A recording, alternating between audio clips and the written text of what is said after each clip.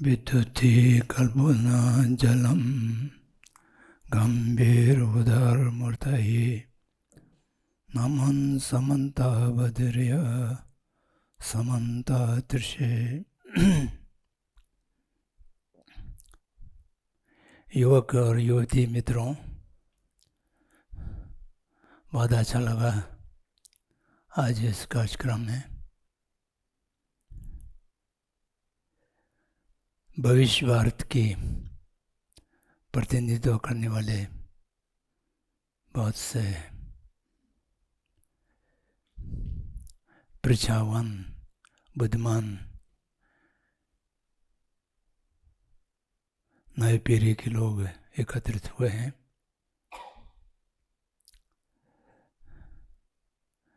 कुछ समय पहले जब ये कार्यक्रम निर्धारित हुआ था तो मुझे कहा गया था कि आज का वार्तालाप हिंदी में होगा। मुझे उम्मीद है इस श्रोतागण में कोई ऐसा तो नहीं होगा जो हिंदी से परिचित ना हो, क्योंकि हिंदी एक प्रकार से राष्ट्रीय भाषा के रूप में मान्यता मिला हुआ है, तो सबको जानकारी होने की हम आशा रखते हैं।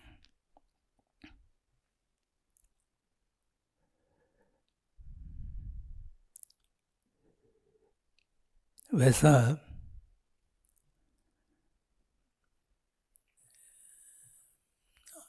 आप लोगों की और मेरे आयु की दृष्टि से बहुत लंबे फैसला है, तो इसलिए कितना ठीक ढंग से संवाद बिठा पाएंगे मुझे बहुत आश्वासित नहीं है। उसके अतिरिक्त जो अभी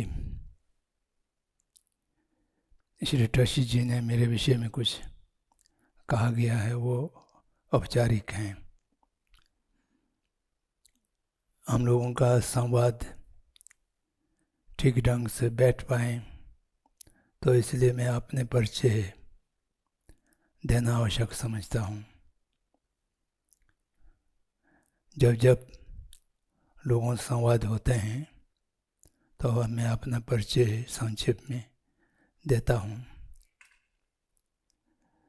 और यह है कि मैं आज भी 7वीं शती की सभ्यता में जीता हूँ, तो इसलिए आपकी सभ्यता और मेरे सभ्यता के बीच में 1300 वर्ष की अंतर हैं। तो इसलिए हम लोग कैसा एक साथ वार्तालाप करेंगे, एक बहुत बड़ा प्रश्न होता है। और दूसरा प्रश्न ये भी है कि आप सब एजुकेटेड हैं। एजुकेशन, हम अत्यंत अनएजुकेटेड हैं। एजुकेशन से मुझे एक छुआ नहीं गया है। थोड़ा बहुत शिक्षा लिया है, वो दूसरी बात है। शिक्षा से एजुकेशन का कोई मतलब रखते नहीं। एक 7वीं शती में रहने वाले और एक अनएजुकेटेड के साथ 21वीं शती की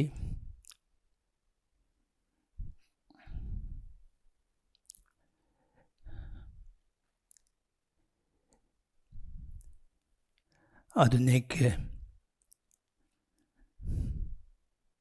उत्तर आधुनिक सभ्यता में रहने वालों के बीच में एक संवाद स्थापित हो, इसका आशा करना कितना वास्तविक होगा या नहीं होगा, ये तो 1 घंटे के बाद में पता चलेगा। आज का विषय है परम पावन 14वें दलाई लामा जी की प्रतिबद्धता है। इस विषय में जाने से पहले थोड़ा सा जगत की दृष्टि की चर्चा करना पड़ेगा, क्योंकि एक परंपरागत जगत की दृष्टि और एक आधुनिक जगत की दृष्टि दो अलग अलग हैं।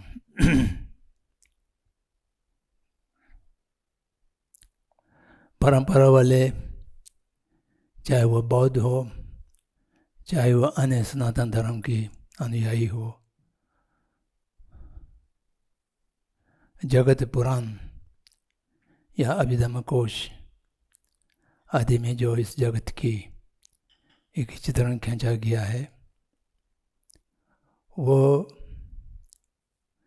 पूर्ण विकसित जगत से हरास होते हुए नीचे आ रहे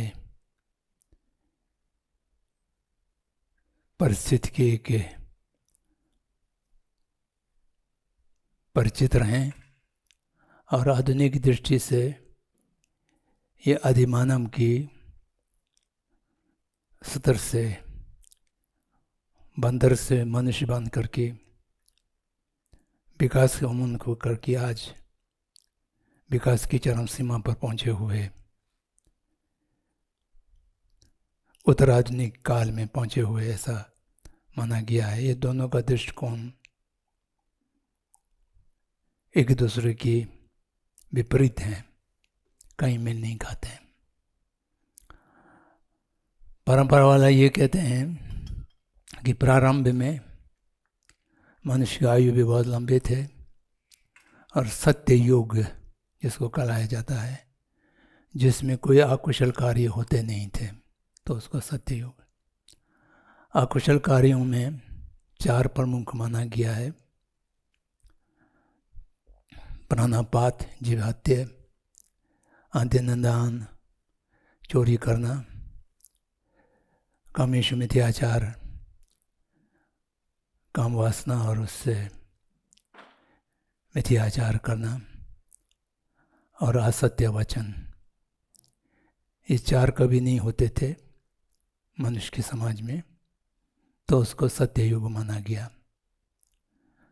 4 में से एक के पाप उत्पन्न हो गए तो 3 बच्चे, तो उसको त्रेता युग कहा गया। एक और पाप आ गए, केवल 2 ही बच्चे, तो द्वापर कहने लगा, और 4 आ गया तो फिर कलयुग। इस समय कलयुग चल रही हैं।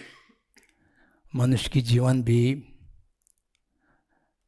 अधिकतम 1 शतक 100 वर्ष की माना गया है, और इसमें अनेक प्रकार की सब चीज़ में कषाय आ गए हैं। 5 कषाय की बात हम लोग करते हैं। ये सारे प्राचीन भारतीय पद्धतियों का एक ही जैसे हैं, चाहे वो सांख्य योग हो, चाहे वो वेदांतिक हो, न्यायिक हो, सब जगत पुराण को एक जैसे मानते हैं। तो उसमें आयु, दृष्टि, क्लेश, सत्व और काल, ये 5 की कषाय युग आ गए हैं, अंतिम रूप आ गए।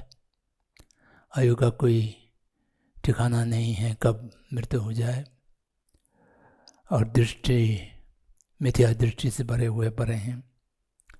कलेश, राग, द्वेष, मोह, क्रोध आदि अपने चरम सीमा पर हैं, और सत्व जो जीव जंतु वो प्रेम पूर्वक ना रह करके द्वेष पूर्वक हो गया है। समय अधिकतम व्यर्थ में जाते हैं, उसकी कोई ज़्यादा अर्थपूर्ण नहीं होता है, ऐसा सोचा गया है।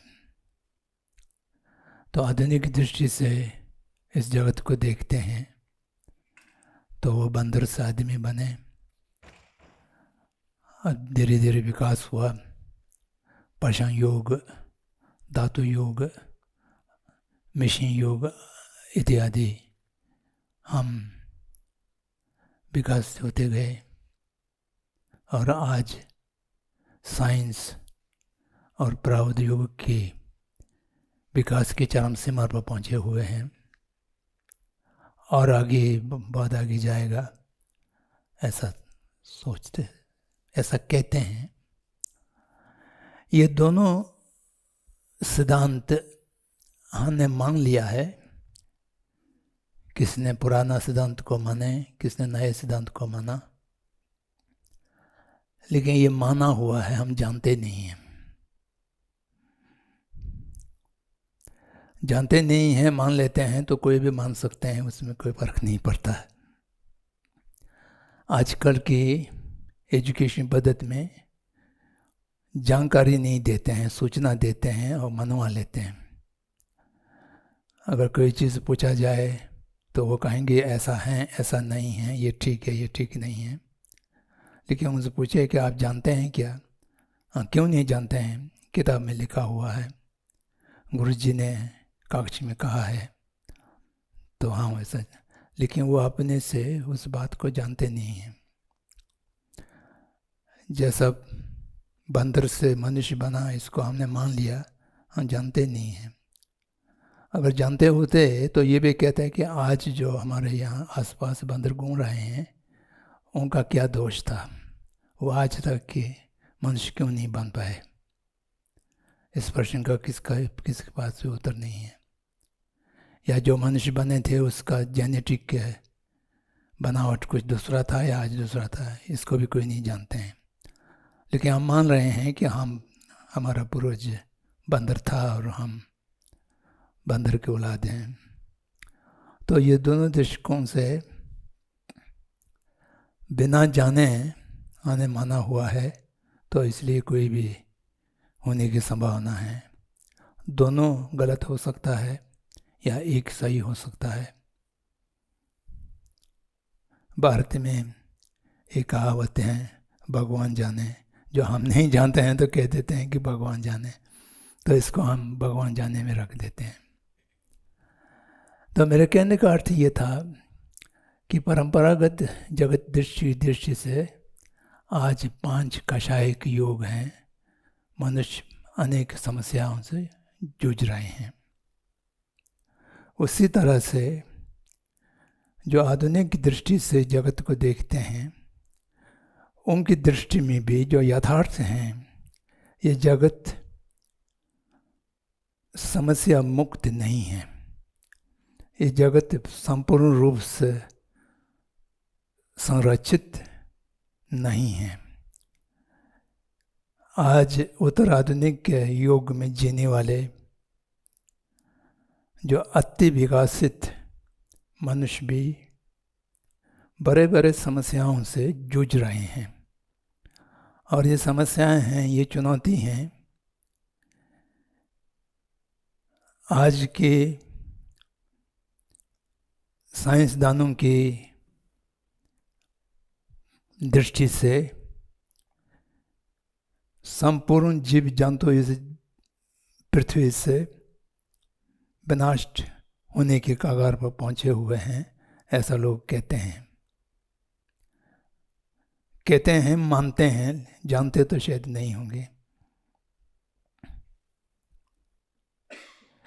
तो इसको देखते हुए परम पावन दलाई लामा जी ने अपने दृष्टि से उत्तराधुनिक मानव की मूल समस्याओं को 5 वर्ग में सम्मिलित किया है। ये 5 समस्या मनुष्य के अस्तित्व को चुनौती देने वाले समस्याएं हैं। इनकी समाधान खोजना हमारे दायित्व हैं, कर्तव्य हैं।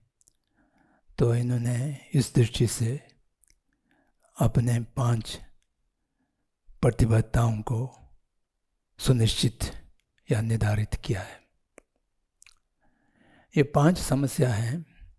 प्रथम, जनसंख्या की वृद्धि एवं अस्थिरता।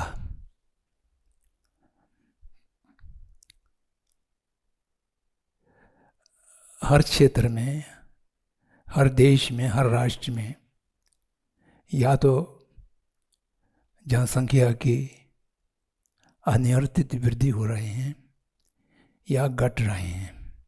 ये दोनों मनुष्य के लिए समस्या है। और कहीं कहीं इसका अस्थिरता है। एक प्रकार की जनसंख्या वृद्धि होता है, दूसरे प्रकार की जनसंख्या कम होता है।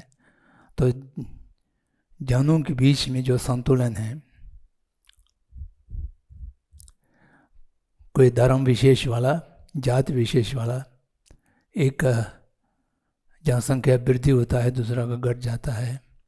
जो घट जाने वाले असुरक्षित महसूस करते हैं, जो वृद्धि होने वाला है उसको भी अपने कुशलक्षेम के लिए असुरक्षित महसूस करते हैं। तो ये एक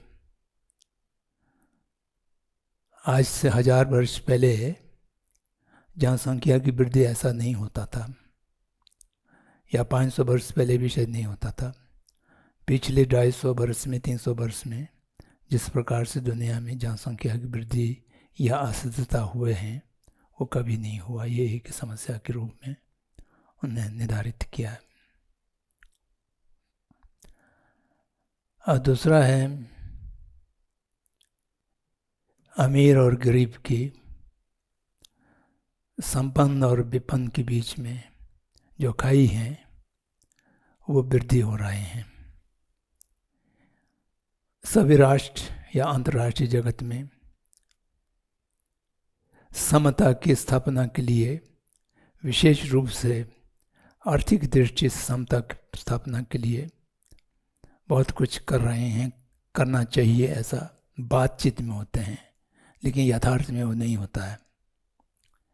गरीब हटाने की बात होते हैं। अंतर्राष्ट्रीय जगत में जो तथाकथित राष्ट्रीय संघ हैं, उनका 1914 की जो 17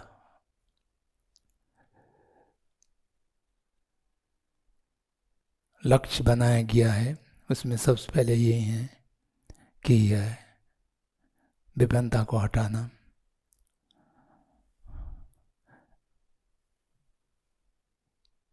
गरीब तो कई जगह पे हटा नहीं पाए, लेकिन गरीबों को सताया जरूर गया।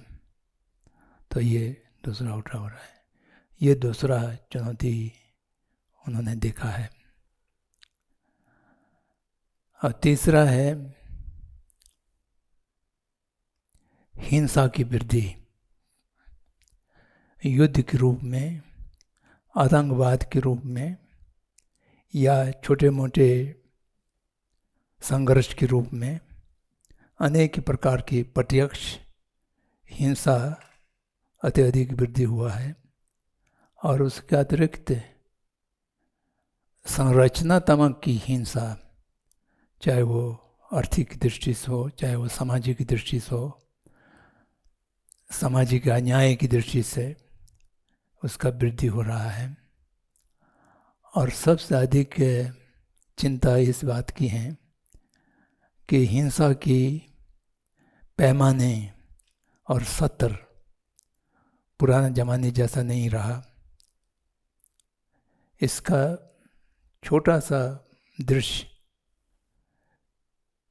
हिरोशिमा और नागासाकी की जो परिस्थिति है वो हमारे सामने है। उस समय केवल एक ही राष्ट्र के पास इस प्रकार की हथियार थे। अब अधिकांश लोगों के पास इस प्रकार के हथियार आ चुके हैं। और संरचनात्मक हिंसा और विशेष रूप से जो बाजार की दृष्टि से या व्यापार की दृष्टि से जो हिंसा भरे हैं, आज कोई भी राष्ट्र अपने को ठीक से, क्योंकि सारा राष्ट्र बड़े बड़े उद्योगपतियों के माध्यम से चला रहे हैं, तो इसलिए उनकी हथियार के बाजार बराबर खुले रहना चाहिए। मेरे जीवन काल में मुझे याद है 2 वियतनाम को बटा करके युद्ध करा रहे थे, वो 18 वर्ष तक चला। अगर वो युद्ध को जीतना होता तो एक दिन में जीत सकते थे, बंद करना होता तब एक दिन में बंद कर सकते थे, लेकिन जीतना हारना उनका उद्देश्य नहीं था। हथियारों की उपयोग या उपभोग होते रहना वो उनका उद्देश्य था। अब रोज़ पढ़ते होंगे अमेरिका में पागल लोग जा कर के स्कूल में बंदूक चला कर के छात्रों को हत्या कर देते हैं। ऐसा कई वर्षों से हो रहा है, लेकिन वहाँ हथियार को या बंदूक को नियमित करने की कोई कानून लाने की हिम्मत नहीं करते हैं, क्योंकि उससे उनका बाजार बंद हो जाएंगे। तो ये बाजारू हिंसा है, ये मनुष्य की सबसे बड़ा एक चुनौती है। और चौथा है पर्यावरण की प्रदूषण।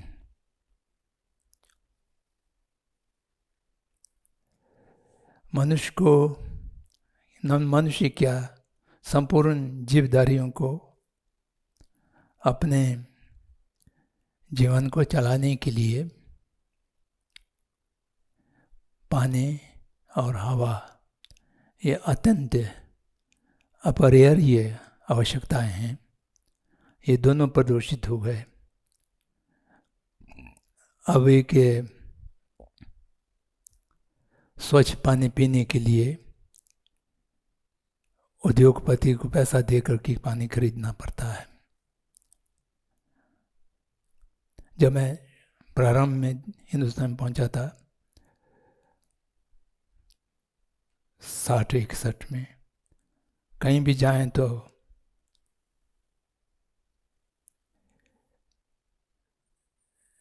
रेलवे अड्डा पर नलका के पास हम पानी लेते थे, पीते थे। तो आज उसकी बात बंद हो गए। अब बोतल में पानी या तो लेकर जाइए या तो खरीदिए। अब हवा भी उस तरह से। जापान में तो कहीं कहीं जगह पर सांस लेने के लिए छोटे छोटे कक्ष बनाया गया है। वो बीच में कोई दिक्कत हो तो उसमें जा कर के, जैसा टेलीफोन के लिए उसमें जाते हैं उस तरह से जा कर के अब हवा भी साथ लेकर के जाना या खरीदना ऐसा हो जाएंगे। अब ये पृथ्वी जीव जंतुओं के रहने के लायक नहीं रहेगा, ये हम नहीं कह रहे हैं, साइंसदानों लोग कह रहे हैं। 2070-80 में बहुत दिक्कत होगा। कुछ ज़्यादा भूभाग जो है वो पानी में डूब जाएंगे, अन्य भूभाग में पानी की किल्लत पड़ेगा। ये सारा चीज़ हो रहा है। और ये प्रकृति की विपदा नहीं है, मानव कृत्य हैं। मनुष्य के व्यवहार से ये सारा चीज़ प्रदूषण हुआ है। प्रकृति के विपदा होता तो पहले ही आ गया होता। ये सारा वो भी आजकल एक शब्द हैं विकास, उसके साथ जुड़े हुए हैं। जहाँ जहाँ विकास होते हैं वहाँ वहाँ पर्यावरण की प्रदूषण और प्रकृति की शोषण दोनों साथ साथ होता है। ये चौथा समस्या है। अब पांचवा समस्या और अजीब है। दुनिया में बहुत सा धार्मिक परंपराएं थे। भारतवर्ष में 6 परंपराएं मुख्य रूप से चलते थे। तो 6 में से एक तो चारवाक हैं, वो धर्म की परंपरा में नहीं गिना जाता है। बाकी 5 और बौद्धों को गिने जाए तो फिर हो जाएगा। और भारत में इधर में बाहर में ईसाई, मुस्लिम इत्यादि बहुत सा धार्मिक परंपराएं थे। उन सब की धार्मिक परंपराएं लगभग समाप्त हो गए हैं, लेकिन उसका नाम और उसकी संस्था बचे हुए हैं। तो उनके नाम और उनकी संस्था से मनुष्य में विभाजन की, संघर्ष की, हिंसा की कारण बने हुए हैं। ये बहुत बड़ा अजीब बात है। उसके लिए शब्द भी गढ़ा गया है, धार्मिक असहिष्णुता। ये होता नहीं है। कोई मनुष्य धार्मिक होगा तो वो कभी असहिष्णु नहीं हो सकता है। असहिष्णु होना धार्मिक नहीं होने की सबसे बड़ा प्रमाण है। लेकिन फिर भी उसका नाम ऐसा दे दिया है कि ऐसा लगता है कि उनका धर्म जो है उनको असहिष्णु बना रहे हैं। उनके हृदय में धर्म के अभाव जो हैं वो असहिष्णु बना रहे हैं। अगर उसके हृदय में थोड़ा बहुत धर्म का कुछ होता तो असहिष्णु नहीं होता। धर्म का प्रथम शर्त है दया, करुणा, क्षमा। तो उससे असहिष्णु कैसा हो सकता है? कोई भी धर्म को दे। लेकिन धार्मिक असहिष्णुता और धार्मिक सहिष्णुता, ये शब्द भी उतना ही गलत है। धर्म जो है सह करने के लिए नहीं होता। अगर धर्म सच में जो हो तो वो पूजने की और आदर करने की चीज़ होगा, उसको सह करने की चीज़ नहीं हो सकता है। तो धार्मिक सहिष्णुता और सहिष्णुता ये सबसे बड़ा मनुष्य के विडंबना है। क्योंकि मनुष्य के सारे जो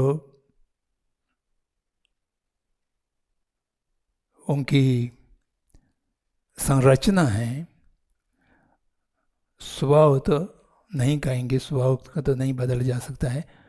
मनुष्य की जो संरचना है उसको बहुत बड़ा परिवर्तित कर दिया है। संक्षेप में कहें तो मनुष्य प्रकृति के साथ एक दूसरे की पोशाक रूप में, पूरक रूप में अनादिकाल से जीते आ रहे हैं। वो माना हुआ नहीं, वो सही यथार्थ हैं। मनुष्य प्रकृति पर आधारित हैं, आश्रित हैं। प्रकृति मानव पर आधारित हैं, आश्रित हैं। लेकिन आज उसको बदल करके मनुष्य जो है प्रकृति के ऊपर शोषण करने वाला बना दिया है। मानव पुराना जमाने में उपयोग करता होता था, आज उसको उपभोग करता बना दिया है। From user to consumer. User तो ठीक ही था, हमारा अधिकार है, प्रकृति उसकी अनुमति देते हैं। लेकिन कंज्यूम करना, उपभोग करना, ये मानव की कार्य नहीं है। तो मनुष्य को उपभोग करता बना दिया उपयोग करने से। तो ये जो बहुत बड़ा, और मनुष्य मानव सामाजिक प्राणी हैं। सामाजिक बिना मानव अकेला जी नहीं सकते हैं, कोई भी कार्य नहीं संपन्न होगा। तो उस सामाजिक प्राणी होने की बात, मनुष्य के मूल स्वभाव सहयोगी होता है, एक दूसरे के साथ सहयोग करके चलने वाले। आज उसको आधुनिक सभ्यता ने एक प्रकार से प्रतिस्पर्धा करने वाला बना दिया है, कंपटीटर बना दिया है। तो भाई में एक दूसरे से साथ प्रतिस्पर्धा होते हैं। और प्रतिस्पर्धा जो होते हैं तो स्वयं की जीत और अन्य की पराजित, इसका उद्देश्य होना को स्वाभाविक है। तो इस प्रकार से जो ये 5 विशाल चुनौती हैं जो संपूर्ण मनुष्य के अस्तित्व को मिटाने के लिए मुबाह खड़े हैं। अब हमारे जो पीढ़ी हैं इस खतरे को देख रहे हैं, जान भी रहे हैं, मान भी रहे हैं। और जो जाने की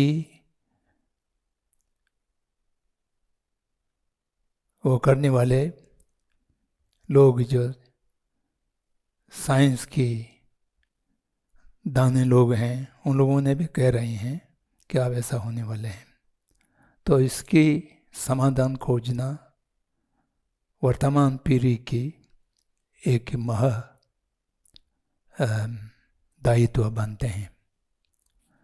तो इसलिए परम पावन जी ने अपने अस्तित्व को देखते हुए उनकी प्राथमिकता की दृष्टि से अपने प्रतिबद्धता को निर्धारित किया। तो परम पावन जी ने देखा कि ये सारे समस्या जो 5 कषाय कहिए या 5 चुनौतियाँ कहें, उसका मूल हेतु क्या है, कारण क्या है?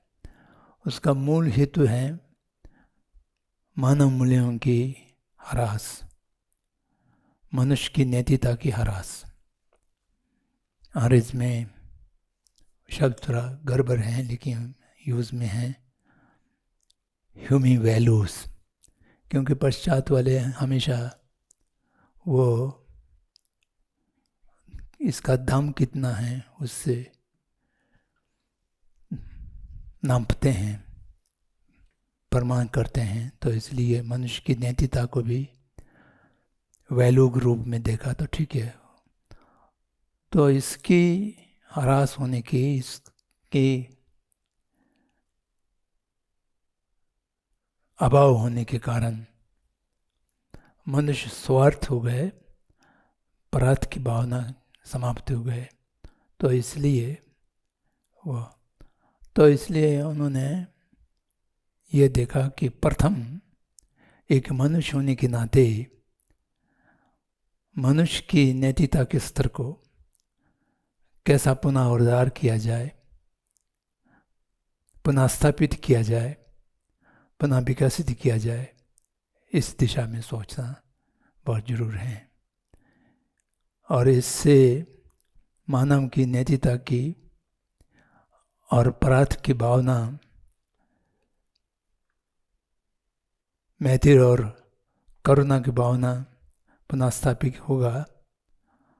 तो जनसंख्या की वृद्धि की समस्या हो, पर्यावरण की समस्या हो, हिंसा की समस्या हो, इन सारे समस्याओं का समाधान मात्र मनुष्य की हृदय परिवर्तन से ही हो सकता है। तो इसलिए मनुष्य की हृदय परिवर्तन करने के लिए प्रयास करना चाहिए। मानव की नैतिकता को, शील को, सदाचार को पुनः स्थापित करने के लिए काम करना चाहिए। ये इनका पहला बिंदु था। और दूसरा, परम पावन जी एक धार्मिक आदमी हैं, बौद्ध भिक्षु हैं। तो इसलिए एक धार्मिक के व्यक्ति होने के नाते धर्मों के नाम पर होने वाले हिंसा और इनके नाम पर करने वाले जो संघर्ष हैं, इनको समाप्त करके धर्म को सही धर्म के रूप में, सधर्म के रूप में पुनः स्थापित हो, जिससे तथाकथित धार्मिक असहिष्णुता और संघर्ष अपना आप समाप्त हो जाए। ये उनका दूसरा प्रयास है। और तीसरा, सभ्यता की, संस्कृति की, धर्म की जो भारतीय प्राचीन परंपरा तिब्बत में जाकर के संरक्षित थे, उसको एक तिब्बती नेता होने के नाते संरक्षण करना। और पर्यावरण में भी तिब्बती जो है वो विश्व की छत जैसे हैं, वो बहुत ऊपर पठार हैं, हिमालय की ऊपर हैं। तो वहाँ के पर्यावरण प्रदूषण होने से समस्त जगत में उसकी प्रभाव फैलेगा, उसके संरक्षण करना। और ये प्रतिबद्धताएं 3 उन्होंने बहुत पहले से तय कर रखा था ये तीनों की दिशा में बहुत सा काम चल रहे हैं। और चौथा जो प्रतिबद्धताएं हैं वो पिछले 4-5 वर्षों से उन्होंने नए सिरे से अपनाए हैं।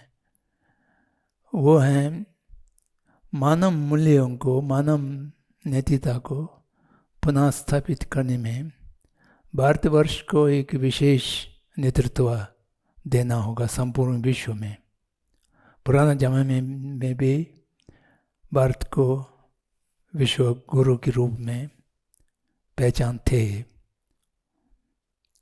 विश्व गुरु के रूप में पहचान वो केवल शब्द मात्र नहीं थे। समस्त दार्शनिक परंपराएं, समस्त धार्मिक परंपराएं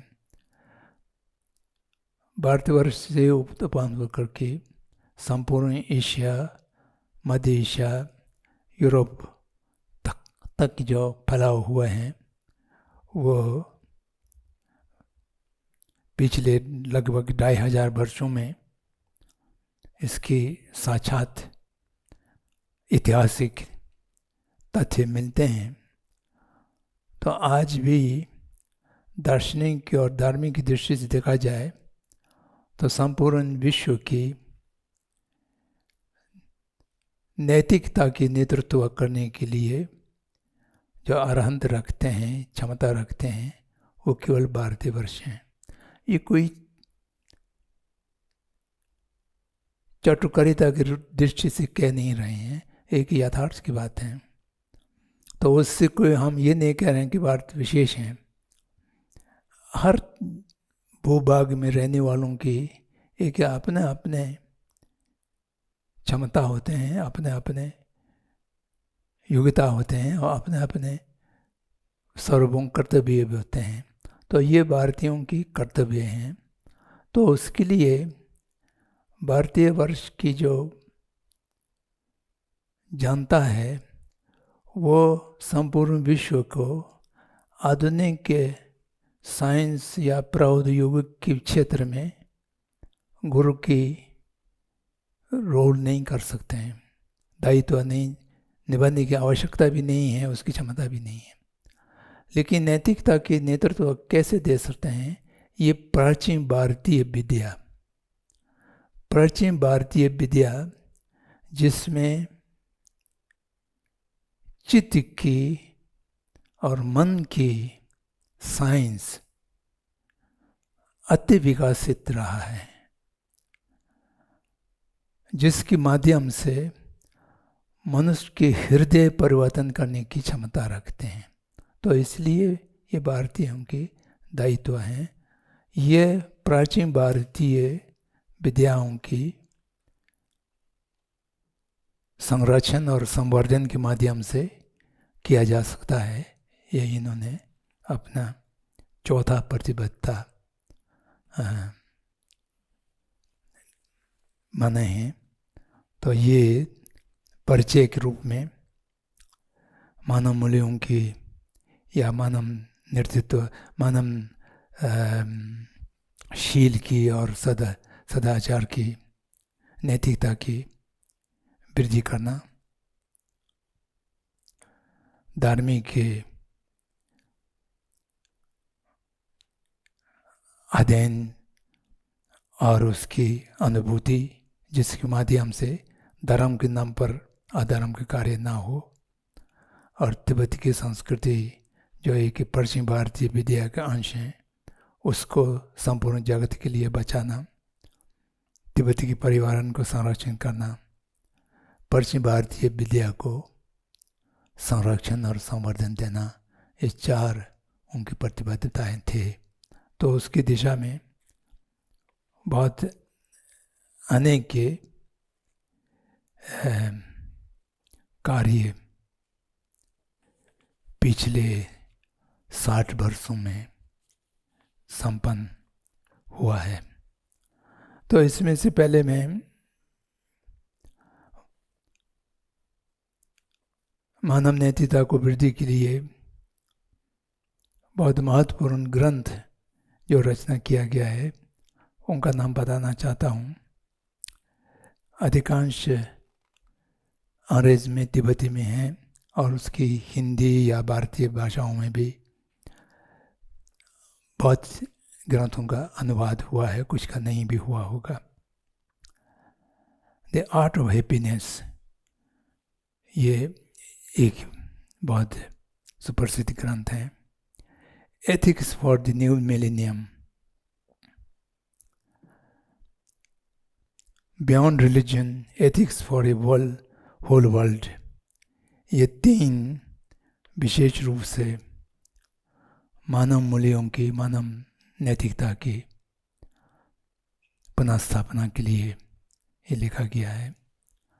और उसके साथ साथ 1970 की दशा में जब उनका यूरोप अमेरिका की भ्रमण हुआ तो एक नए उपदेश प्रारंभ किया था, यूनिवर्सल रिस्पॉन्सिबिलिटी, सार्वभौम दायित्व। संपूर्ण मनुष्य को अपने दायित्वों में सबसे अधिक के जो दायित्व हैं उस समस्त जगत के लिए हमें क्या, जो जगत के प्रति हमें दायित्व हैं उसके लिए कहीं कहीं स्व की, स्वराष्ट्र की या स्वकुटुंब की कुछ हित को बलिदान भी करना पड़े, छोड़ना भी पड़े, छोड़ना चाहिए। सार्वभौम दायित्व हो सबसे ऊपर है। ये प्राचीन भारतीय दृष्टिकोण है। मनुष्य के पास एक दायित्व है, एक अधिकार है। दायित्व पूर्ण रूप से निभाने से अधिकार कहीं जाते नहीं हैं। अधिकार को पाने के लिए संघर्ष करने की आवश्यकता नहीं है। अधिकार को पाने के लिए दायित्व को निभाना होता है, अपने कर्तव्य को निभाना होता है उससे। परंतु ये आधुनिक सभ्यता में दायित्व को छोड़ दिया है, अधिकार को प्रमुखता दिया है। ये तथाकथित संयुक्त राष्ट्र, तथाकथित इसलिए कह रहा हूँ, ये जो संयुक्त राष्ट्र के नाम से, यूनाइटेड नेशन के नाम से जो संगठन चल रहा है,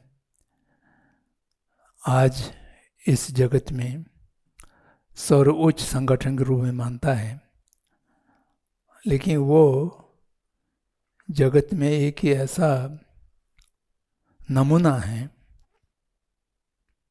एक ऐसा प्रतिमा है जो प्रजातंत्र के विरोध में एक आधिपत्य के रूप में काम चलने वाले संगठन वो बने हुए हैं। लगभग 270 के आसपास सदस्य राष्ट्र हैं, लेकिन सारे निर्णय एक राष्ट्र के माध्यम से, जो जिनके पास तथाकथित वीटो पावर्स, वीटो शक्ति हैं, वो 4 हैं। 4 में से एक के माध्यम से निर्णय होता है।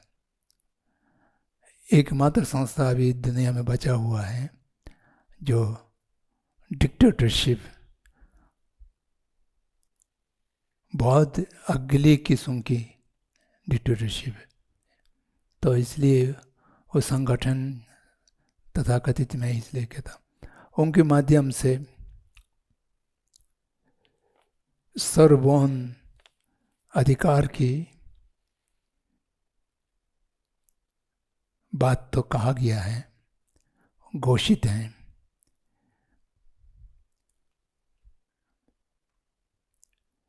लेकिन दायित्व के विषय में एक शब्द नहीं है। मेरे मित्र स्वर्गीय जितू कृष्णमूर्ति को एक बार न्यूयॉर्क में यूनेस्को ने एक भाषण के लिए बुलाया था। संयुक्त राष्ट्र के मुख्य कार्यालय के क्षेत्र में उनके साथ कोई सभागार था, उसमें तो उनका भाषण प्रारंभ हुआ, the Nations can never be united. वो शब्द अभी भी मुझे याद है, the nations can never be united.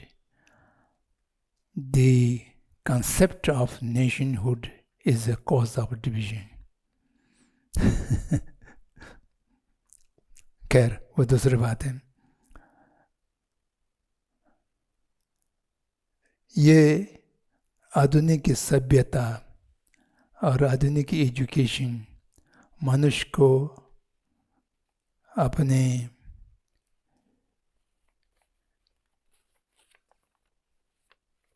अपने जो अधिकार हैं उसके प्रति तो जागृति करते हैं, कर्तव्य के रूप में कुछ नहीं करते हैं.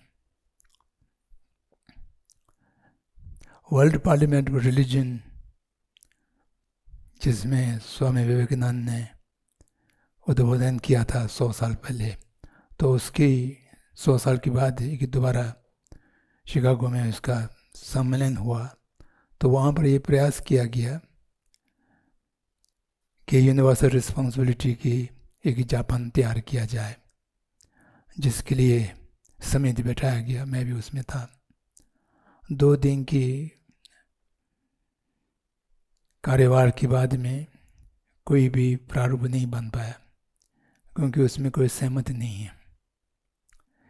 कोई किसको दायित्व मानते हैं तो कोई किसको नहीं मानते हैं. तो इसलिए अधिकार में रूप में सब लोग सहमत हैं, लेकिन दायित्व के रूप में बहुत कम लोग सहमत हो पाते हैं. तो ये आधुनिक दृष्टिकोण जिसको है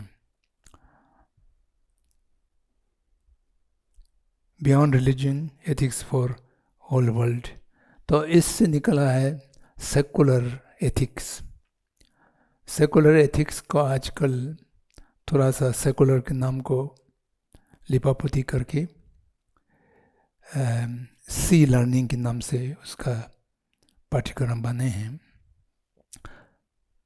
सोशल इमोशनल एथिकल लर्निंग. तो वो तो आप लोग जानते ही होंगे. तो वो संपूर्ण दुनिया में जगह जगह पर उसका प्रचलन हो रहा है. भारतवर्ष में भी वो दोनों हैं, सी लर्निंग भी हैं और एक सहबोध दायित्व की यूनिवर्सल एथिक्स नाम से एक मेरिट में संगठन चला रहे हैं, आयु ज्ञान न्याय इसके नाम से. तो उसके साथ भी कोई 100-200 विद्यालय जुड़े हुए हैं.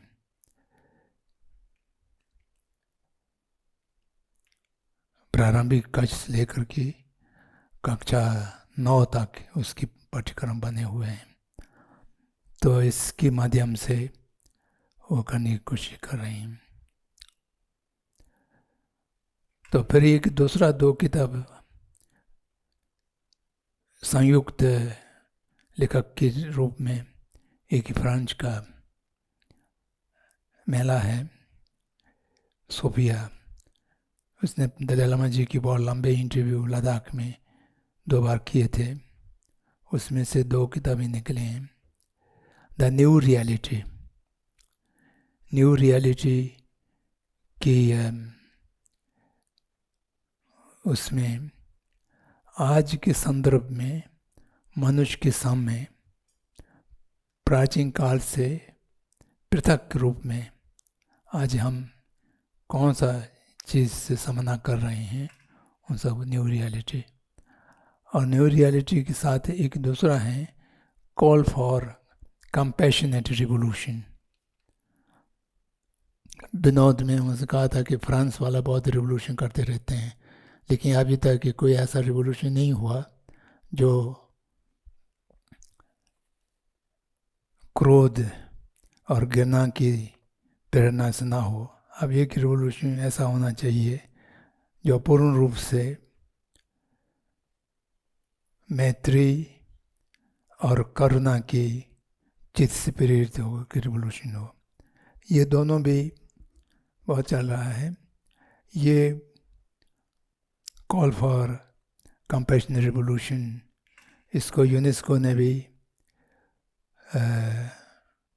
श्रुति किताब के रूप में सोने वाले किताब के रूप में परिणित करके फ्रांस और आसपास में करीब 53,000 स्कूलों में उसको बंटित किया, लोगों को सुना रही हैं। तो फिर धार्मिक सद्भावना की वृद्धि के रूप में जो किताब लिखा है, towards the true kinship of faiths, how the world's religions can come together, तो ये किताब भी बहुत प्रसिद्ध है। तो इन ग्रंथों के माध्यम से सार्वभौमदायित्व की उपदेश के माध्यम से, कॉल फॉर कंपैशनेट रिवोल्यूशन के माध्यम से, और सी लर्निंग या पंथ निरपेक्ष नैतिकता की दृष्टि से अपने प्रतिबद्धताओं को, अपने विचारों को कार्यान्वयन करने के लिए परम पावन जी ने बहुत सा ग्रंथ रचना के रूप में, उपदेश के रूप में और कार्य संयोजन के रूप में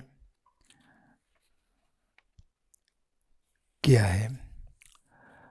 अब चौथा, जो प्राचीन भारतीय विद्याओं की संवर्धन और संरक्षण के लिए कुछ पाठ्यक्रम बने हैं जो विद्यालयों में और महाविद्यालयों में चलाए जा सकें, उसका प्रयोग रूप में यहाँ धर्मशाला की सरकारी विद्यालय में भी 1-2 बार एक लघु पाठ्यक्रम के रूप में दिखा गया था। उसको अभी बहुत हर जगह ये बीच में कुवैत की महामारी के कारण कुछ कम रुक गया, लेकिन इसका एक विशाल कार्यक्रम अभी बोधगया में दलाई लामा पश्चिम भारत, तिब्बत और पश्चिम भारतीय विद्या केंद्र करके एक विशाल संस्था स्थापित होने जा रहे हैं, जिसका शिलान्यास पिछले बार दलाई लामा जी जब बोधगया में थे, आप लोगों ने देखा होगा। और उस दृष्टि से, क्योंकि प्राचीन भारतीय विद्या में कुछ विद्या की परंपरा ऐसा है बहुत छीन हो गया है, उनका विद्वान बहुत कम मिलते हैं, और मिलते भी हैं तो वो बहुत ही स्वपाकी पंडित के रूप में मिलते हैं। वो समाज में कार्य करने के लिए थोड़ा असुविधा महसूस हो रहा है, लेकिन फिर भी खोजेंगे, पार्शल से नहीं, एक ऐसा प्राचीन भारतीय विद्या में बौद्ध विद्या अभी ठीक ठाक हैं, जैन विद्या भी काफ़ी अच्छे में हैं, वेदांत में उतना नहीं है, लेकिन फिर भी वेदांत का परंपरा ठीक ही है। अब जो न्यायिक हैं, मीमांसक हैं, सांख्य हैं, उनकी परंपरा थोड़ा छिन्न हो गए हैं, तो उन लोगों को अभी पुनः उद्धार करने की और फिर स्थापित करने की आवश्यकता है। और उससे अतिरिक्त जो प्राचीन भारतीय विद्या में उपयोगी जो विद्या हैं, जैसा आयुर्वेद हैं, ज्योतिष हैं, वो तो अभी प्रचलित हैं, तो उसको भी और ज़्यादा विकसित करने की या जनसंधारण में उसको लाने की आवश्यकता अनुभूति होते हैं। तो इस तरह की परम पावन जी की जो 4 प्रतिबद्धताएँ हैं, वो 4 प्रतिबद्धताएँ होने की पृष्ठभूमि में उसका कारण क्या रहा है, और उसको कार्यान्वयन करने के लिए क्या क्या ग्रंथ लिखा गया है, क्या क्या पाठ्यक्रम चल रहे हैं, क्या क्या पाठ्यक्रम चलने की संभावना भविष्य में है, इसके विषय में मैंने संक्षिप्त रूप में आपको सूचना देने की प्रयास किया है। और क्योंकि ये बहुत विशाल विषय हैं, और मैं अपने आयु के हिसाब से बुद्धि की और प्रतिभा की ह्रास के उन्मुख होने की कगार पर हूँ, तो कुछ कुछ याद भी नहीं आता है। तो मुझे ऐसा लगता है परम पूज्य जी की जो दिशा निर्देश में ये चार प्रतिबद्धताओं की माध्यम से जो संपूर्ण मानव हित के लिए एक योग्य पुरुष की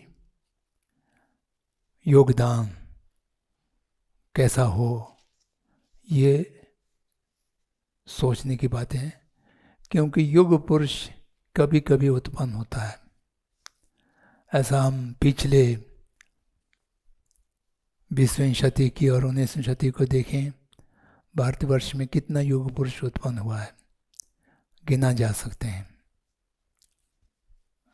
गांधी जैसे कितने लोग हुए हैं, उन लोगों को युग पुरुष कहलाते हैं।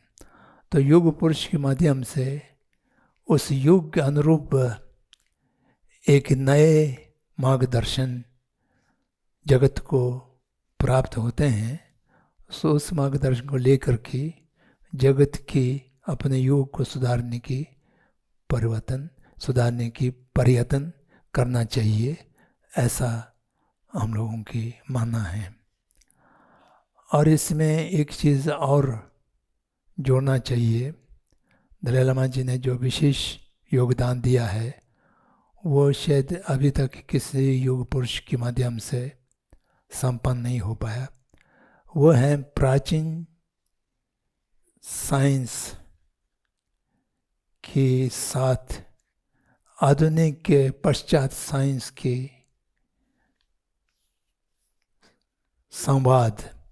संपर्क और संवाद, ये बहुत विशेष चीज़ हैं। आचार्य विनोबा भावे कभी कभी कहा करते थे कि आध्यात्मिक विद्या और आधुनिक साइंस एक दिन मिलन होगा, जो ये दोनों के मिलन हो करके एक दूसरे को समझेंगे, एक दूसरे को योगदान देंगे, तब ये सारे जगत के परिदृश्य एक भिन्न किस्म के होंगे, मूलभूत परिवर्तन होंगे, ऐसा उनका मानता था, ऐसा वो कहते थे। तो मैं उनको विरोध करते थे, मैं मानते नहीं थे कि ऐसा शायद संभव नहीं है। संभव इसलिए नहीं है कि आधुनिक की साइंस के विकास उस तेज़ी से होना कठिन है, वो मनुष्य की साधारण बुद्धि पर आधारित है। मनुष्य अपने चित्त को विकसित करने की प्रयास किए बिना जो कुछ साधारण चित्तों को मिला है उसके माध्यम से बाह्य जगत को देखने की चेष्टा करते हैं। जो परंपरा में अपने चित्त को विकसित करके बाकी चीज़ को सरलता से देखने की व्यवस्था था, वो नहीं है। लेकिन विनोबा जी विश्वास करते थे कि ऐसा होगा।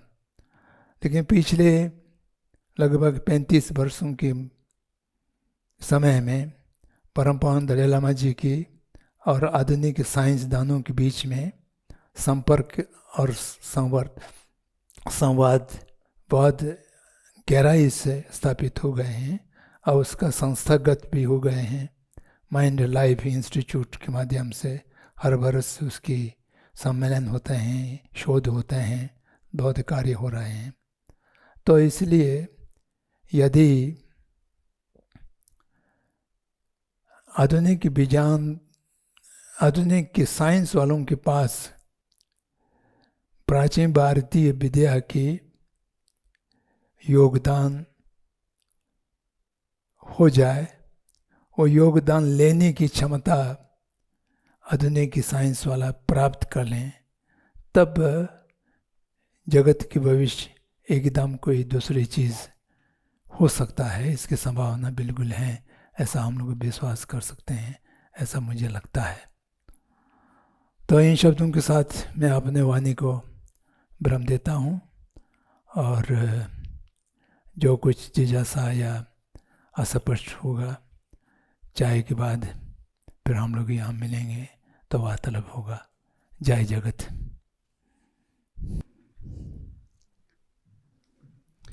Professor, I'm Yogeshwar.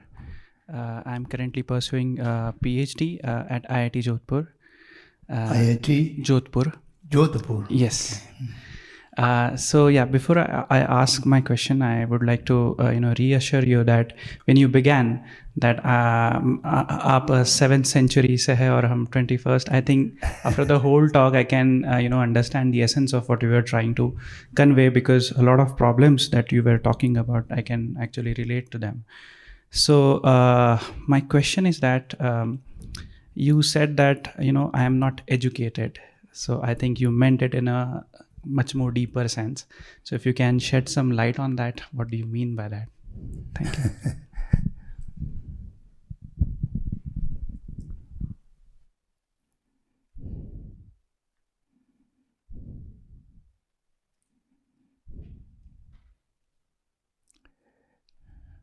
In India,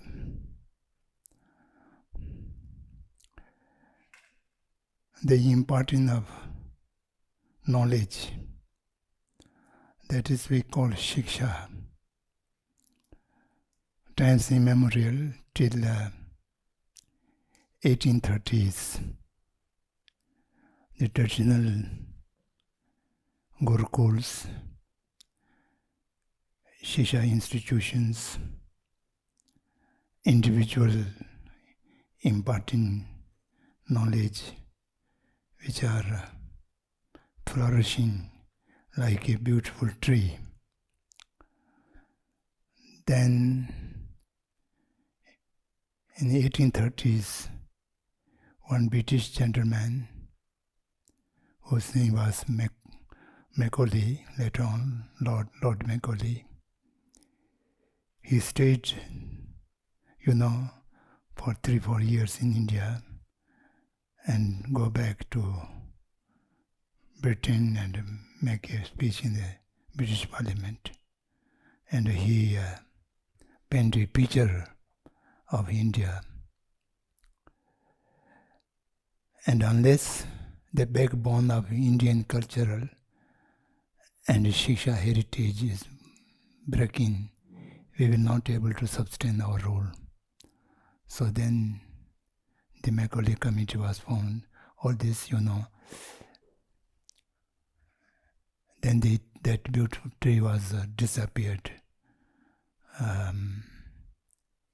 Within around 10-20 years, and the entire new education system has been established. That become the so-called mainstream. My dead friend Acharya Dharampal has written several books. The one of book is titled The Beautiful Tree, in which how the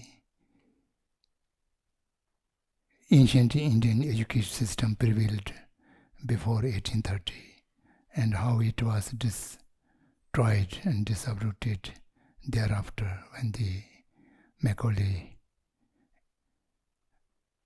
system has been imposed.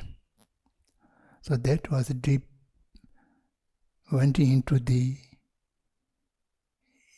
Indian community so deep. After independence of India, 1947, the independence was only political sovereignty.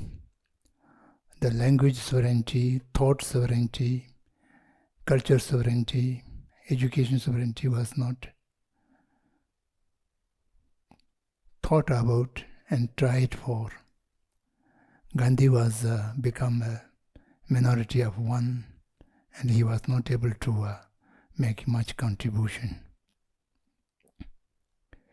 Then after independence, the first education commission, Radhakrishnan Commission, the vice president, and till Acharya Ramamati Commission, I think 6 or 7 different commissions were set up. All these people could not brought fundamental changes in our education system. Only if I use the language of Rahul Sankitayan, all the commissions have made just lipapoti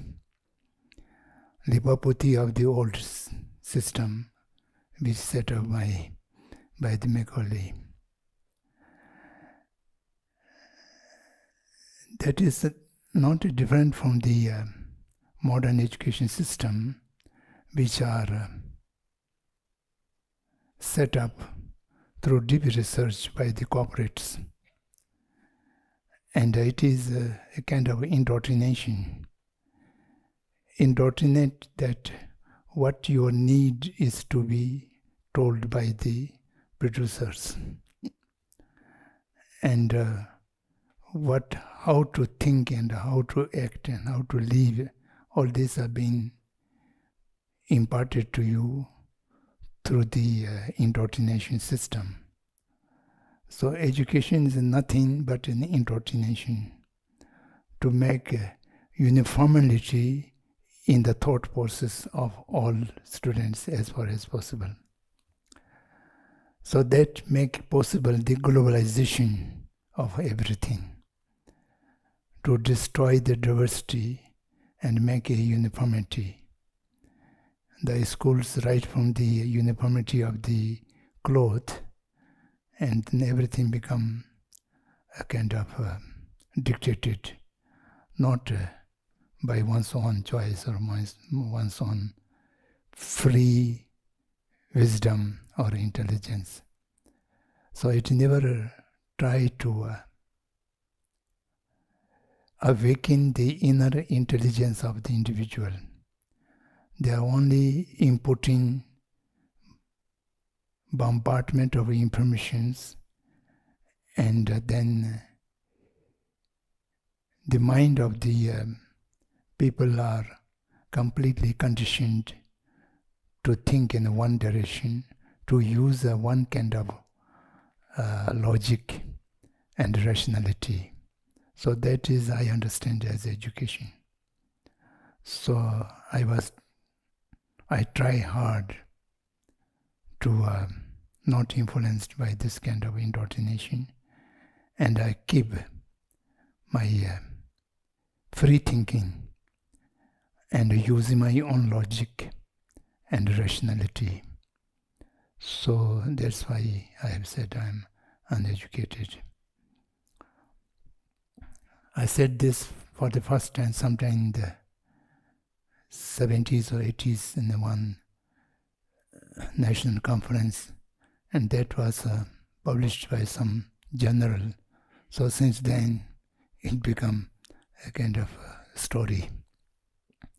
So, but I still maintain that I remain uneducated, so that I can only show that whatever I am telling and whatever I am thinking is from my inner free rationality mind.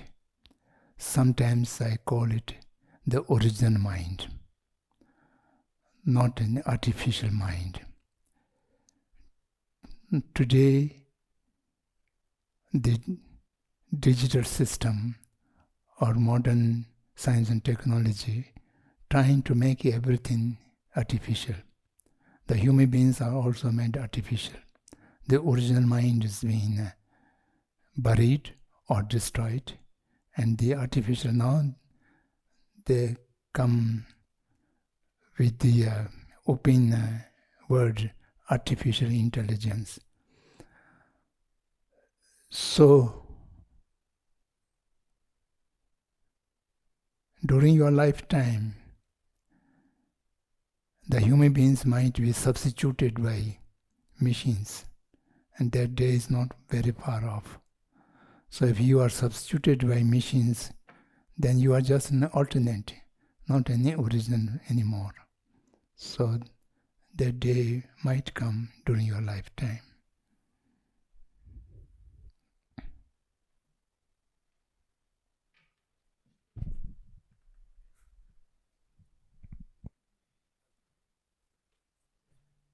Hello test लिएर पुछला Rimchila, I'm Losang Hunso. I am from Montabang.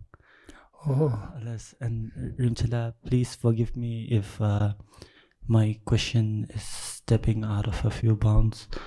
But can you please tell us a little more about Rigpa and like guide us? Rigpa. Yes, Rigpa. Just guide us a little more about Rigpa. We are completely unaware of its connotations and understanding. Can you please like guide us through?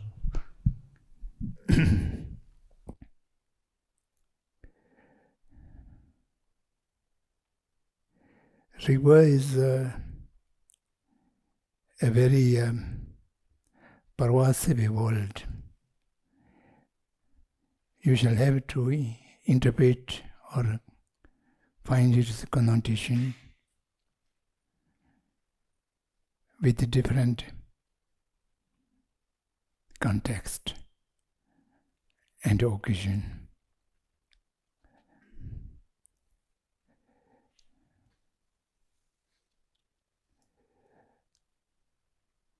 The single word Rigpa is a Tibetan translation of the Sanskrit word Vidya.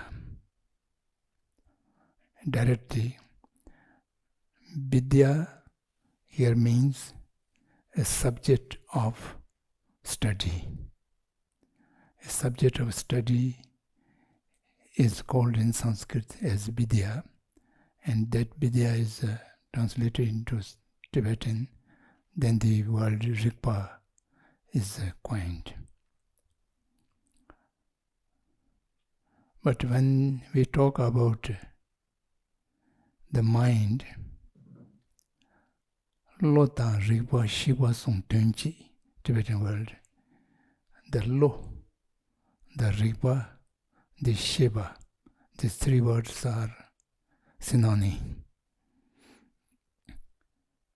Then here what you mean by Rigpa is like to see, to understand. Shiva is also to understand, to know. And Lu is also to grasping or recognizing a subject. So here then it refers to not to the subject, but to the mind. Rigpa,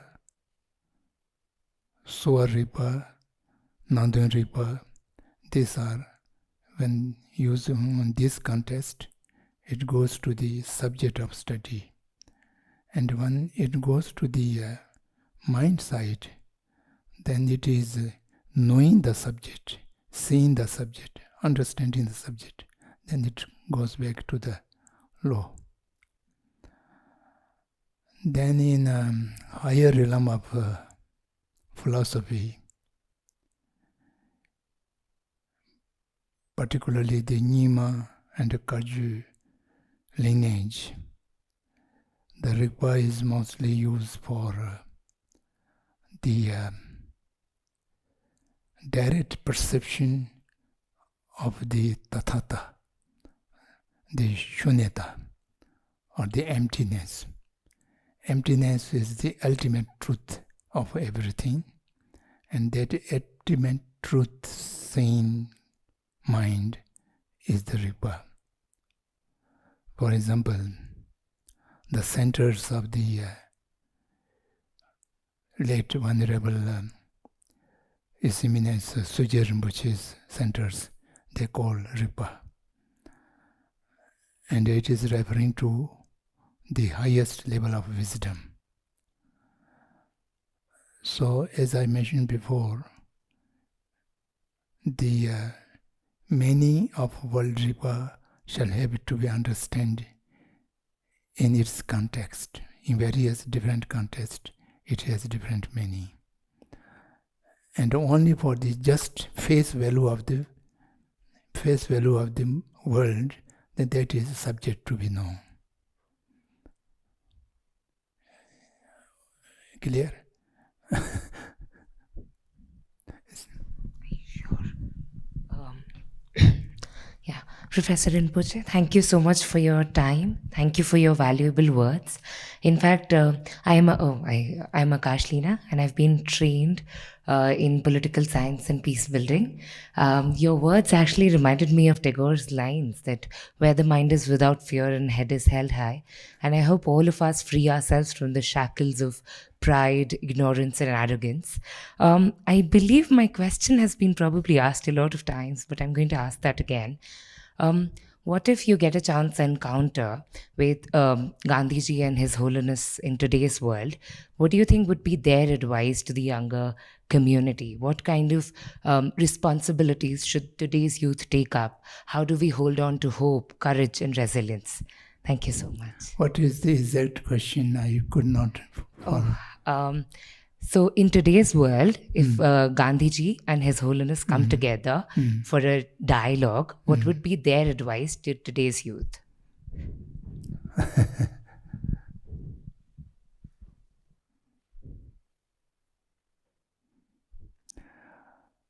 Gandhiji and His Holiness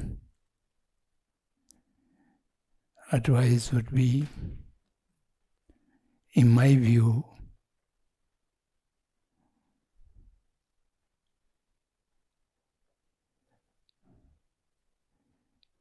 only one: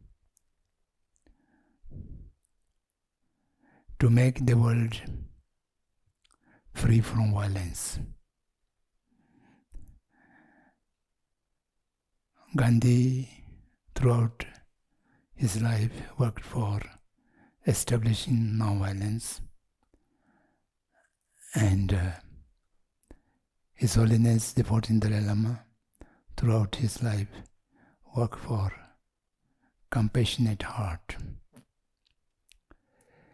Violence and non-violence are two different kinds. Just absence of violence or absence of violence caused by compassionate mind. They are a little different. They are not a little, they are big difference. Just refraining from violence can be due to fear, due to cowardness, or due to helplessness. But real non-violence is non-violence come out of compassionate heart and compassionate mind. Respecting the other must not be harmed because the other is a person, a sattva, a living creature, which is equal to oneself. Making violence to other means making violence to oneself. So by this kind of compassionate mind causes the real non-violence is the basic cause of peace and harmony in the human society. Unless and until the human beings are respecting each other, loving each other, the relationship cannot be a genuine one. Without establishing relationship in genuine one, the human society cannot be harmonious and peaceful. So to survive the human society and to maintain the humanness in the society, we need a compassionate mind and a heart, and by which a non-violent society can be established. So I really think Gandhi and His Holiness comes together, they would appeal to the world to give up the violence due to the compassionate mind. That would be their cure of teaching. The Buddha's care of teaching is also the compassionate mind and the non-violence. And I think Mahatma is the same. And for that way, you may go on all the founders of different religious traditions. They come back to the transformation of heart and establishing compassionate relationship with all.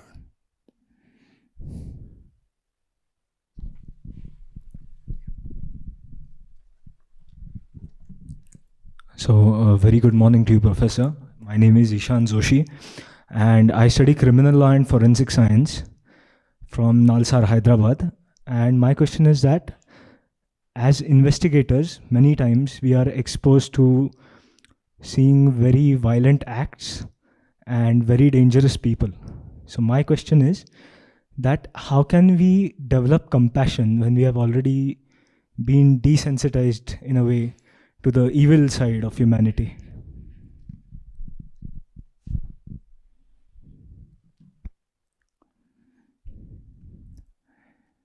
You have used the word desensitized. That's true. The modernity is desensitizing all the humanity. But human nature is sensitive. And desensitization is a conditioning. Conditioning is a temporary external effect which can be removed if one wishes so. One wish and have the determination, the external conditioning can be very easily removed. If you keep your original mind that is compassionate, you know when you are born as baby and child, you are not insensitive and you are not cruel. You are loving to your mother, you are loving to your sister and brothers. And it is conditioning later on that you become more reactive and cruel. All these are externally coming conditionings to one's own mind. As I mentioned before,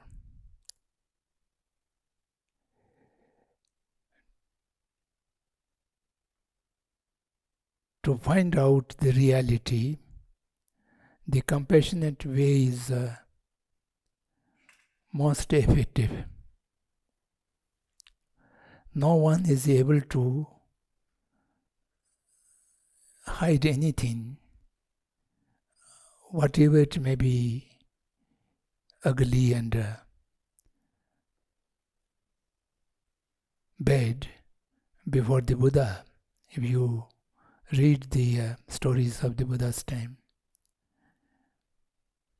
no criminal or no any other people was able to tell a lie or tell an untruth thing. For example,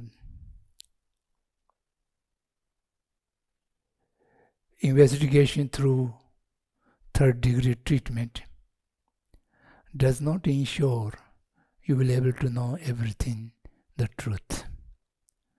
But you are able to establish a real heart communication relationship with the criminal or whoever subject of investigation. You will be able to reveal everything very easily. But this method is not taught in the schools, in the training centers, and this method is considered to be useful at any way. Actually, when the human begin to establish laws and systems, it was not to take revenge from the wrongdoer, but to amend, to improve, to change the wrongdoer. But today, it become a revenge taking. So that is basic, fundamental wrong begins from this mental attitude. And by taking revenge, an eye for eye, Gandhi have said, then the world will be blind. That's very true. And by taking revenge, not the doer, nor the society, no one will be benefited. But for change of heart to the wrongdoer, that will add a new quality to the society, a new good member of the society. So this is a basic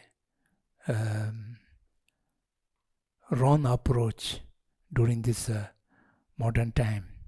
And of course, it's not easy to change, but we should know the reality, the truth. The truth is that the punishment is not for taking revenge. A killer is killed, is committing two crimes in addition, one crime in addition to the other crime. So that makes no benefit to the society.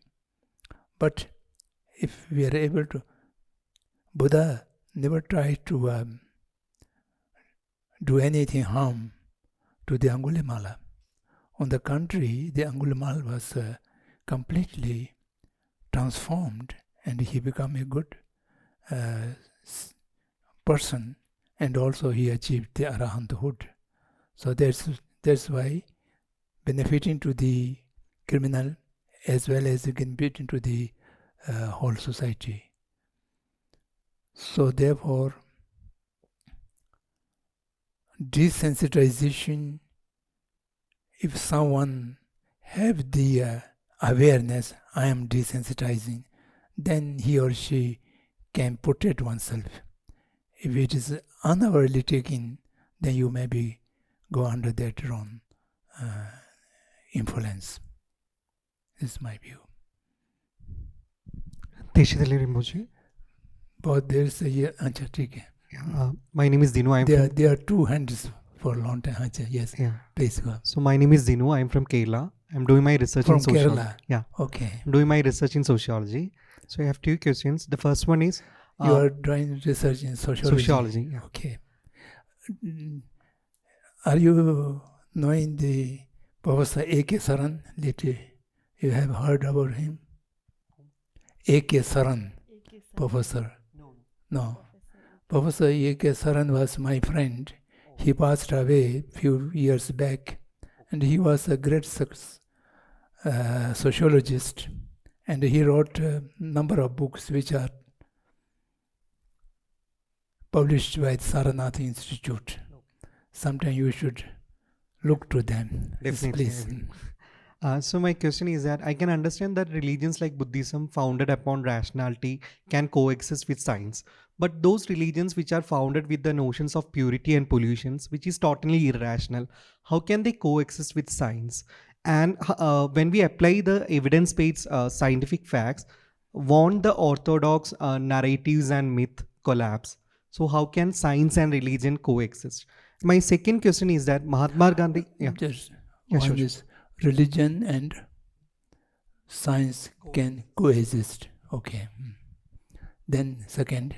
Second one is Mahatma Gandhi himself have told that religion should not be at streets. Religion shall not be at streets.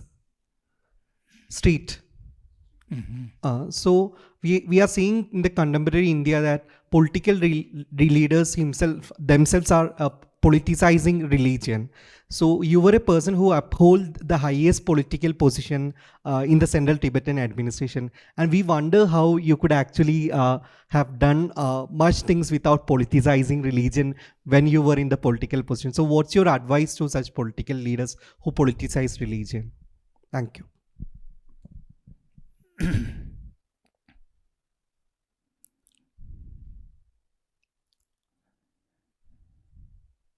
The first question, science and religion, how can they coexist?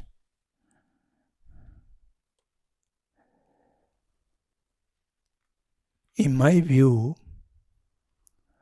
the science people also claim that they go by rationality. They believe in reasons and logic. If anyone go by reason and logic, then there's no problem, there's no question why the science can coexist with the religion. Religion never been a blind faith. Wherever there is a blind faith, it is a religion. This is, I think, all religion might be, except as far as Buddhism is concerned, there's no place of blind faith without knowing that things are being accepted. Buddha have explicitly said several times, "O my followers, do not accept whatever I said due to you have devotion or faith in me. You examine it by yourself as a goldsmith examines the gold purity. So after knowing the things, then you should accept through your own logic." I have a small story. It was 78 or 79. His Holiness was visiting in United States. A physicist professor who have a great laboratory on which experiments are done, and His Holiness was visiting that laboratory. And half jokingly and half seriously, the professor, he is still alive, great professor, asked His Holiness, if we science people come with undeniable evidences that there's no rebirth, then what you will say? His Holiness said, we accept immediately. For this answer, His Holiness didn't take any second. He asked the question, and His Holiness said, yes, if you come with undeniable evidence, we will accept there's no rebirth. Then after some time, His Holiness asked back, if we come with evidence that there's a rebirth, what you will do? And this scientist took 10 minutes to answer to that. He was not able to say yes or no. This is sometimes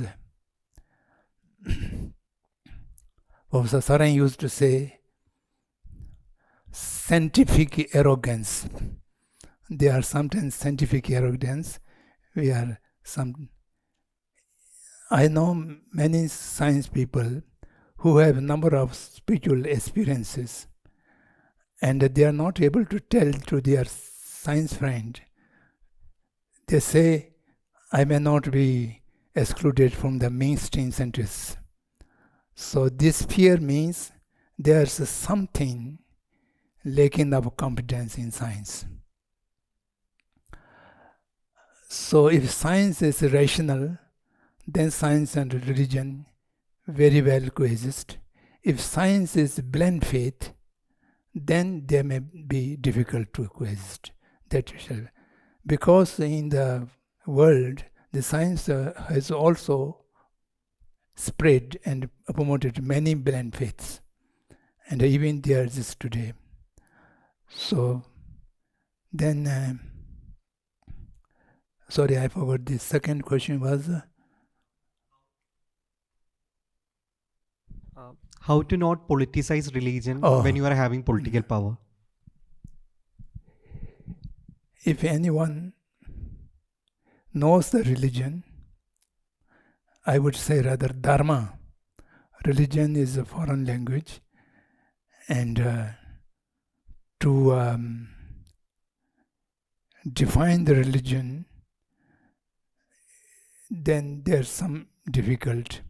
So I here use the dharma.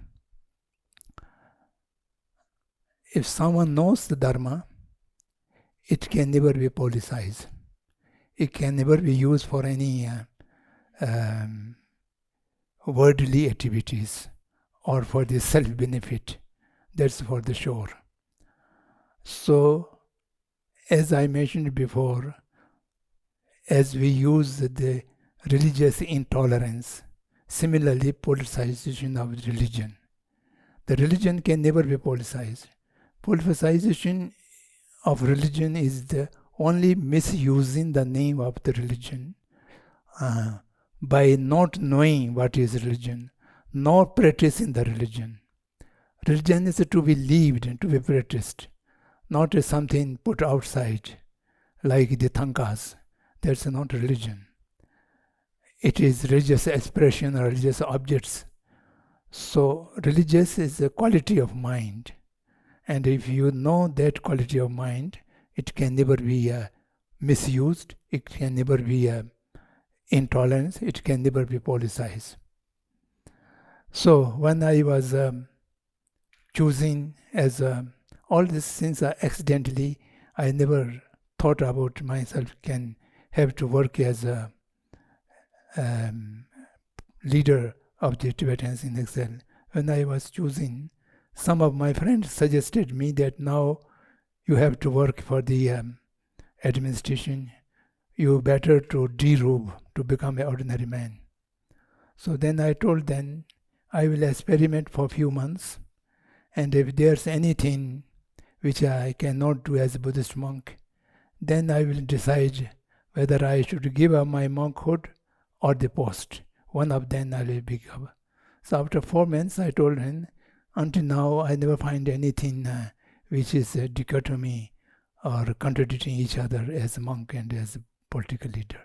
So it can go, because Buddha have told the then kings, rajas, you should rule your kingdom according to the teachings of Dharma. So that means Dharma can very well go with the service of the Praja.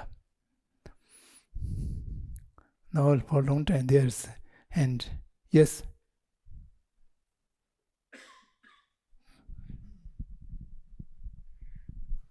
Tashi Dele, Professor, it's so good to hear you. I feel so emotional today. So my name is Sarah. I am from Kolkata and I work in alternative education. That's why when you were talking about formal education, I was completely. Also, I have read Professor A.K. Saran's work, and I was also thinking about his work while you were talking in the first. So my question is, what kind of education do you envision for the young ones in our society, in our world? And the second question is that who is a good leader to you? What are the characteristics of a good leader? Good leader? Good leader to you. For you, what are the characteristics of a good leader? So these two questions. Thank you. Now I shall have it to be brief because the time is going to finish. So, education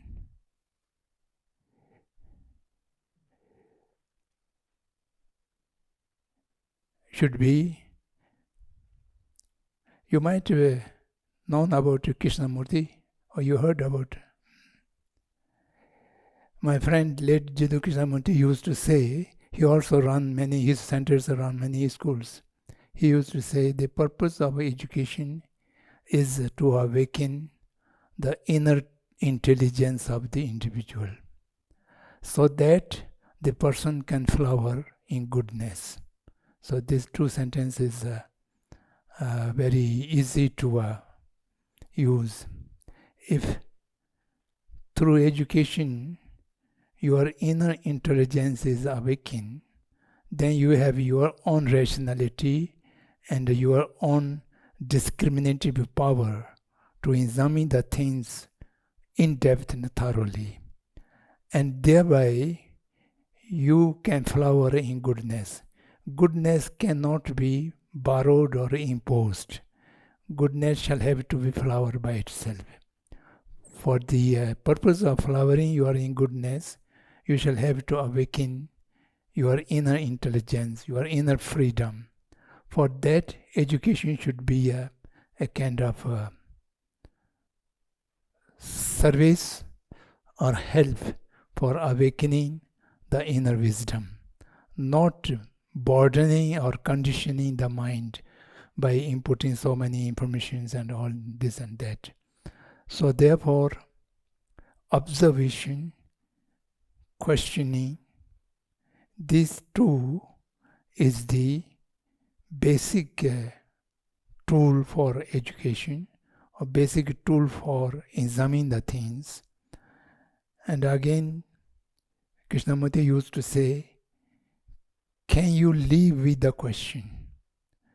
You shall have to develop a capacity to live with the question forever, not in a hurry to find an answer or conclusion.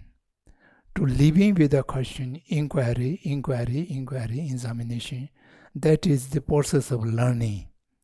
Process of learning has two things: individual process of learning and a collective process of learning. In the classroom with the teacher, we do collective process of learning. Then you are alone, a so-called self-study. Then you are individual process of learning. So process of learning has no end till you achieve the Buddha nature. So therefore, you should be able to go on finding the things, the reality. So that is the real education. Now there are two short questions. You have some?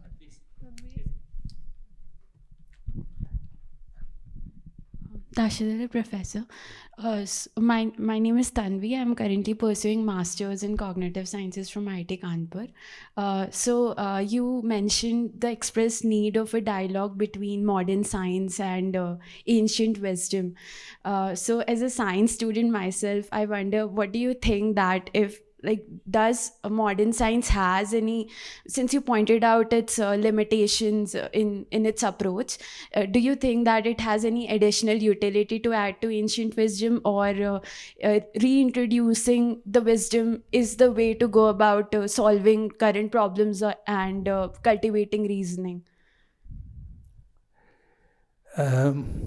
Modern science has two positive things. The first positive thing is not to believe easily, but to go with the examination, inquiry. That's one good thing. And also do several repetitive experiments.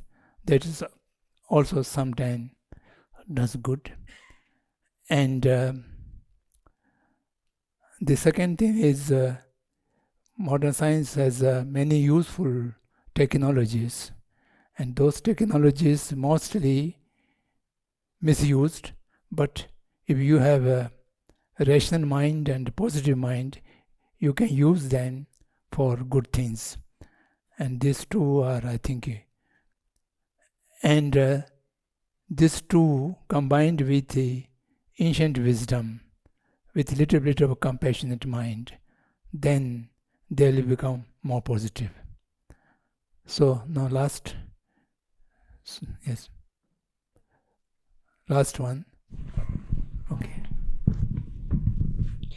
आदरणीय आचार्य जी प्रणाम। मेरा नाम कल्याण है। मैं राजस्थान का रहने वाला हूं और वर्तमान में मैं विद्यालय स्तर पर प्राचीन भारतीय शिक्षा प्रणाली से संबंधित एक प्रोजेक्ट कर रहा हूं।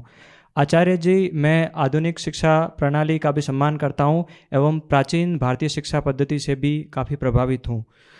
मुझे यह लगता है कि प्राचीन भारतीय विद्या का ज्ञान जैसे आध्यात्मिकता, योग या ध्यान, यह वेद, उपनिषद एवं ऐसे अन्य ग्रंथों व कई अन्य पुस्तकों से आता है। पर वर्तमान समय में प्राचीन भारतीय ज्ञान को संजोने वाले अधिकतर ग्रंथ व गुरुकुल धीरे धीरे विलुप्त हो रहे हैं। तो आचार्य जी, इस पर मेरा सवाल यह है कि आज के समय में विद्यालयों में आधुनिक शिक्षा दी जाती है, क्या यह काफ़ी है या इस शिक्षा के साथ साथ प्राचीन ग्रंथों व प्राचीन शिक्षा पद्धति को भी विद्यालय में लागू करना चाहिए एवं उसका भी ज्ञान देना चाहिए? धन्यवाद। ये तो मैंने प्रारंभ में ही कहा था कि परम पावन दलाई लामा जी का ये चौथा प्रतिबद्धता है, उनका संकल्प है कि प्राचीन भारतीय विद्याओं को, ग्रंथों को, शास्त्रों को आधुनिक शिक्षा पद्धति के साथ चलाना चाहिए। इसलिए उस केंद्र बना रहे हैं और आधुनिक शिक्षा संस्थाओं में भी प्राचीन भारतीय पद्धतियों को दोबारा लाने की चेष्टा कर रहे हैं। शायद उसमें सफलता भी मिल सकते हैं, क्योंकि प्राचीन ज्ञान समुदाय ये मानव कल्याण के लिए अप्रासंगिक नहीं है, ये सिद्ध हो चुका है। और विशेष रूप से जैसा योग को लें, एक उदाहरण, योग को जितना लोकप्रिय बना रहे हैं। 2 दिन पहले अंतर्राष्ट्रीय योग दिवस मनाया गया था। आदरणीय प्रधानमंत्री जी और बहुत सा मंत्री उसमें भाग ले रहे हैं। तो योग को योगा बन गया, तो उस भी बहुत प्रसिद्ध मिला। आजकल प्राचीन देशों में योग का उच्चारण नहीं कर पाते हैं, योगा योगा कहते हैं। तो योगा बनने के बाद वो हर जगह फैल गया है, तो ठीक है, उससे मनुष्य को लाभ ही मिलता है, कोई हानि नहीं होता है। तो उसी प्रकार से समस्त प्राचीन भारतीय ज्ञान भंडार हैं, वो सब मनुष्य के लिए उपयोगी हैं। तो उस उपयोगी चीज़ को विलुप्त हो जाना संपूर्ण मानव की क्षति होगा, ये सोच कर कि आधुनिक की शिक्षा के साथ प्राचीन विद्याओं को रखना ये केवल लाभदायक ही नहीं, ये भविष्य में जाकर के मनुष्य की अपरिहार्य आवश्यकताओं में आ जाएगा, ऐसा मुझे लगता है। बहुत बहुत धन्यवाद आप लोगों के प्रश्न के लिए।